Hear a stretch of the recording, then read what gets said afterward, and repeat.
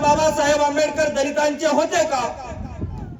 अण्णा, doctor Babasaheb Ambedkar फक्त दलितांचे होते. खूप जाणीवपूर्वक बोलतोय आपल्या सगळ्यांच्या समोर. फक्त दलितांचे होते, पण दलितांची व्याख्या समजून घ्यावी लागेल.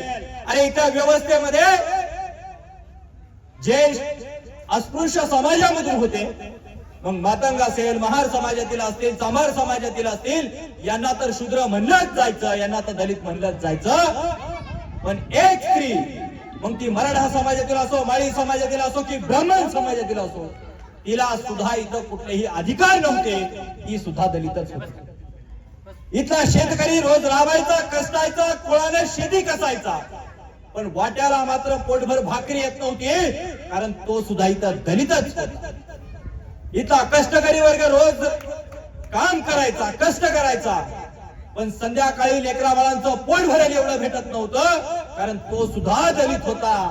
डॉक्टर बाबासाहेब आंबेडकर जर कुणाचे नेते असतील तर डॉक्टर बाबासाहेब आंबेडकर जे रंजलेले, गांजलेले, पिचलेले, मग ते कुठल्याही समाजातील असो, त्या सर्व दलित समाजाचे बाबासाहेब आंबेडकर. सवर्णांचा लढा बाबासाहेबांनी लढलाच नाही. कशासाठी लढतील?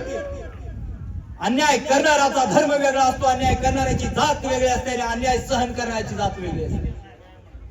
दोघांसाठी लढा दिला नाही बाबासाहेबांनी, आणि म्हणून बाबासाहेब महान झाले. बाबासाहेबांचा खरा लढा ज्यांना न्याय भेटला नाही त्यांच्यासाठी आहे.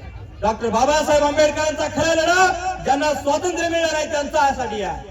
बाबासाहेब आंबेडकरांचा खरा लढा जे समतेच्या वाटचालीमध्ये ज्यांच्यावर कायम अन्याय झाला त्यांच्या बाजूने बाबासाहेब आंबेडकरांचा लढा होता.